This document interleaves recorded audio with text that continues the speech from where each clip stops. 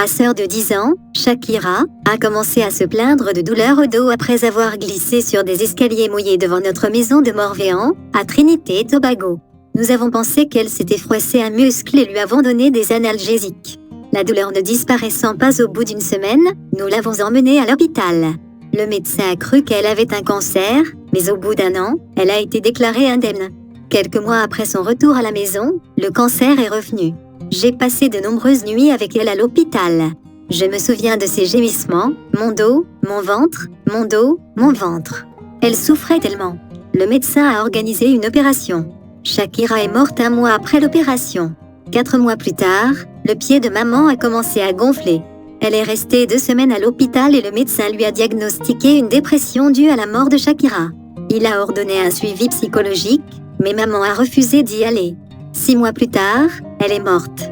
La perte de ma mère si peu de temps après la mort de ma sœur m'a dévastée. Mais les choses ont empiré. Un cousin, Marc, me rendait souvent visite, essayant de me remonter le moral et de me faire oublier ces 2 décès tragiques. 6 mois après la mort de maman, il est mort dans un accident de voiture. La douleur en moi semblait trop lourde à porter. Mon petit ami avait de nombreux tatouages sur les bras, la poitrine, le dos et la bouche. Je savais que les tatouages étaient douloureux, mais j'ai décidé qu'un tatouage pourrait soulager ma douleur. Je me suis fait percer le nez. Mais la douleur n'était pas suffisante, alors je me suis fait percer le nez à nouveau. Puis j'ai percé mes oreilles et je me suis fait tatouer la poitrine. La douleur a persisté. Puis mon petit ami s'est noyé dans un accident de natation. Quand j'ai reçu le coup de téléphone, je n'arrivais pas à y croire. Je me souvenais de ma sœur, de ma mère et de mon cousin. Maintenant, mon petit ami était mort. J'ai commencé à crier. Je devais identifier le corps de mon petit ami à l'hôpital. Mon employeur a envoyé son neveu, Marc, pour venir me chercher. Voir le corps de mon petit ami était comme la fin pour moi. Je ne voyais pas de raison de vivre. 4 mois plus tard, j'ai fait une fausse couche.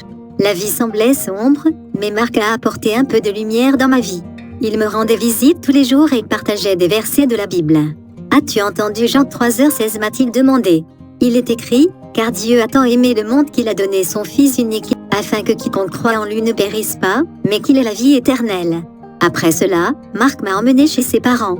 Je les aimais bien, et j'étais intéressée de les entendre parler de Dieu. Un jour que nous parlions, j'ai demandé si je pouvais aller à l'église avec eux. « Oui » se sont exclamés les parents. Marc n'a rien dit. Le sabbat suivant, je suis allée à l'église avec Marc et ses parents. Au fil des semaines, j'ai commencé à me sentir heureux. Les sermons semblaient être justes pour moi. Ma douleur s'est atténuée. Je lisais la Bible et le guide d'études bibliques de l'école du sabbat pour adultes tous les jours, à la recherche de réponses sur la vie.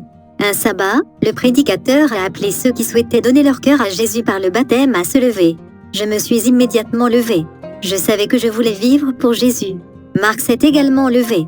Plus tard, j'ai appris que Marc avait cessé de fréquenter l'église 5 ans auparavant et qu'il n'y était retourné que lorsque je lui avais demandé d'y aller. Les parents de Marc étaient ravis. Ils avaient prié pour que Marc revienne à Jésus. Marc et moi avons été baptisés le même jour et nous nous sommes mariés 11 mois plus tard. Parfois, les gens me disent « Vous ne savez pas ce que je traverse ». Puis ils entendent mon histoire et disent « Tu as traversé tout ça ? Comment faites-vous pour être encore en vie ?» Puis je réponds « C'est Dieu. Il m'a donné une nouvelle vie. »